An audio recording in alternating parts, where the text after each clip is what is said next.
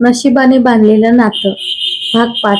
नमस्कार मित्रांनो, नशिबाने बांधलेलं नातं या आपल्या मालिकेच्या 5व्या भागात तुमचं मनापासून स्वागत आहे. मागच्या भागात आपण पाहिलं की 20 वर्षापूर्वी मृत झाल्याचं मानलं गेलेला आर्यनचा मामा अचानक परतला आणि त्याच्या हातात होती अन्वीच्या आईची जुनी डायरी. आर्यनच्या आईच्या मृत्यूमागे अपघात नसून मोठं षडयंत्र असल्याचंही समोर आलं. पण आता प्रश्न होता, आर्यनचा मामा इतकी वर्ष कुठे होता आणि त्याला अन्वीच्या आईबद्दल इतकं काय माहिती होतं? घराच्या अंगणात काळी गाडी थांबली होती. गाडीतून उतरलेला तो माणूस हळूहळू घराच्या दिशेने चालत येत होता. आर्यन त्याच्याकडे एकटक पाहत होता. आजीच्या चेहऱ्यावर मात्र भीती स्पष्ट दिसत होती. मामा आर्यनच्या तोंडून शब्द बाहेर पडला. तो माणूस काही क्षण शांत राहिला आणि म्हणाला, हो आर्यन, मीच तुझा मामा. आर्यन संतापाने त्याच्या जवळ गेला. 20 वर्ष कुठे होता तुम्ही? आम्हाला का सांगितलं नाही की तुम्ही जिवंत आहात? आणि माझ्या आईच्या मृत्यूबद्दल तुम्हाला काय माहिती आहे? मामाने त्याच्याकडे पाहिलं. या सगळ्या प्रश्नांची उत्तरं आहेत माझ्याकडे, पण ती ऐकण्याची तयारी तुझी आहे का? आर्यन काही बोलला नाही. अन्वी पुढे आली. तुमच्या हातात माझ्या आईची डायरी आहे, ती तुम्हाला कुठे मिळाली? मामाने डायरी तिच्याकडे पाहत उंचावली. ही डायरी मला तुझ्या आईने दिली होती 20 वर्षापूर्वी. अन्वीच्या चेहऱ्यावर धक्का उमटला. माझ्या आईने? हो, पण तिने मला एक वचन घेतलं होतं. ही डायरी मी तुझ्या लग्नापूर्वी कुणालाही देणार नाही. आर्यनने विचारलं, म्हणजे माझं आणि अन्वीचं लग्न होणार हे तुम्हाला आधीपासून माहिती होतं? मामा काही क्षण शांत राहिला. हो. अन्वीच्या डोळ्यात अश्रू आले. म्हणजे माझं लग्न हे सगळं आधीपासून ठरवलं होतं? मामाने उत्तर दिलं, नाही. आर्यनने त्याचा हात पकडला.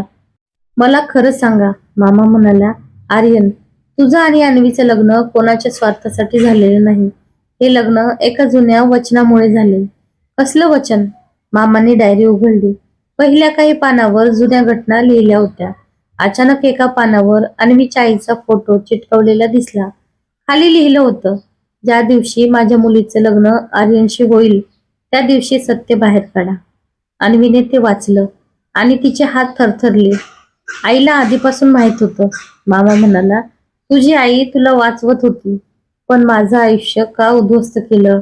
मामा शांत आवाजात म्हणाला, तुझं आयुष्य उद्ध्वस्त झालेलं नाही अन्वी, ते एका धोक्यापासून वाचवलं गेले.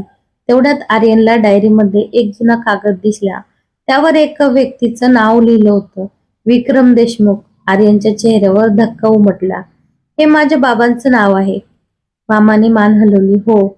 आर्यन म्हणाला, माझे बाबा या सगळ्यात होते? होते, पण ते दोषी नव्हते. आर्यनच्या डोळ्यात प्रश्न होता. मग दोषी कोण? मामा काही बोलणार इतक्यात आजीने जोरात आवाज दिला. हुरे. सगळे तिच्याकडे वळले.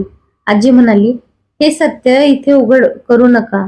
आर्यनने रागाने विचारलं, का? अजून किती वर्ष तुम्ही मला खोटं सांगणार? आजीच्या डोळ्यात अश्रू आले. कारण ज्या व्यक्तीने हे सगळं केलं ती व्यक्ती अजूनही जिवंत आहे. घरात शांतता पसरली.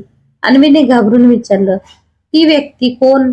आजीने उत्तर देण्याआधीच घराच्या बाहेर काहीतरी आवाज झाला. मामा खिडकीजवळ गेला.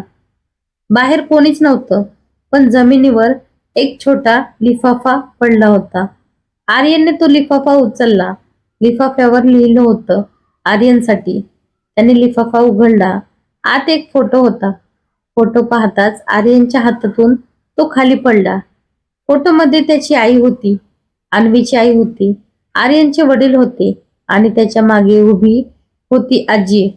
पण सगळ्यात धक्कादायक गोष्ट म्हणजे फोटोच्या मागे तारीख होती, अपघाताच्या आदल्या रात्रीची. आर्यनने आजीकडे पाहिलं. आजी, तुम्ही त्या रात्री तिथे होतात? आजी काहीच बोलली नाही. आर्यनचा आवाज थरथरला. माझ्या आईच्या मृत्यूच्या आधी तुम्ही तिच्यासोबत होतात. आजीने डोळे मिटले. हो. आर्यनच्या डोळ्यात अश्रू आले. मग तुम्ही मला इतकी वर्ष का खोटं सांगितलं? आजी म्हणाली, कारण तुझ्या आईने मरताना मला एक वचन दिलं होतं, तुला वाचवायचं. आर्यन म्हणाला, माझी आई मरताना काय म्हणाली? आजीने अन्वीकडे पाहिलं. ती म्हणाली होती, माझ्या मुलाला अन्वीपासून दूर ठेवू नका. अन्वीला धक्का बसला. माझ्यापासून? आजी म्हणाली, नाही, तुझ्यापासून नाही, तुझ्या सोबत ठेव. आर्यन आणि अन्वी एकमेकांकडे पाहू लागले. आजी पुढे म्हणाली, तुझ्या आईला माहित होतं की एक दिवस तिच्या मृत्यूचं सत्य बाहेर येईल आणि तेव्हा तुला वाचवणारी व्यक्ती फक्त अन्वी असेल. आर्यन काहीच बोलला नव्हता. अन्वीच्या डोळ्यातून अश्रू वाहत होते.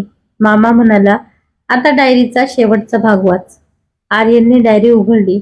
शेवटच्या पानावर लिहिलं होतं, जर आर्यनला कधी माझ्या मृत्यूचं सत्य कळलं तर त्याने घरातील एका व्यक्तीवर कधीही विश्वास ठेवू नये. खाली कोणाचंही नाव नव्हतं, पण त्या वाक्याखाली एक छोटासा रक्ताचा डाग होता. आर्यनने डायरी बंद केली. घरातील कोणीतरी तो सगळ्यांकडे पाहू लागला. अन्वी घाबरली. मामा म्हणाला, आर्यन, आता आपण इथून निघायला हवं. कुठे? जिथे तुझ्या आईने शेवटची रात्र घालवली होती. पण ते ठिकाण कुठे आहे? मामा म्हणाला, जुन्या मंदिराजवळचं ते घर, जिथे तुझ्या आईने तिचं शेवटचं गुपित लपवलं होतं. तेवढ्यात अन्वीचा फोन वाजला. तिने फोन उचलला. समोरून तिच्या आईचा घाबरलेला आवाज आला, अन्वी, लगेच माझं जुनं कपाट उघड. त्यात एक लाल डब्बा आहे, तो आर्यनला दे. अन्वीने विचारलं, आई, त्यात काय आहे? आई काही बोलणार इतक्यात फोन कट झाला. अन्वीने आर्यनकडे पाहिलं. दोघं ताबडतोब हॉस्पिटलकडे निघाले, पण त्यांना माहित नव्हतं त्यांच्या जाण्याआधीच कुणीतरी हॉस्पिटलमध्ये पोहोचलं होतं.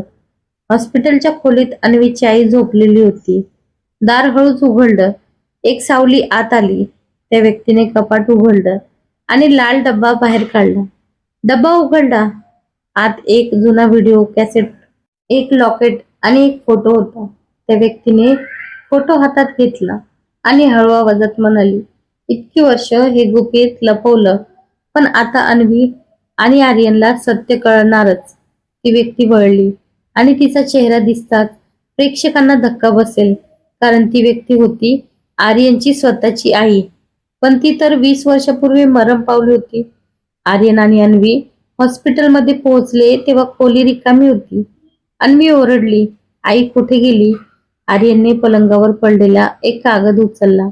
त्यावर फक्त एक वाक्य लिहिलं होतं, तुम्हाला सत्य हवंय ना? मग उद्या रात्री 12 वाजता जुन्या वाड्यात या, पण यावेळी अन्वीला एकटी घेऊन या. आर्यनच्या चेहऱ्यावर भीती उमटली. अन्वीने त्याचा हात घट्ट पकडला. आर्यन, आता पुढे काय?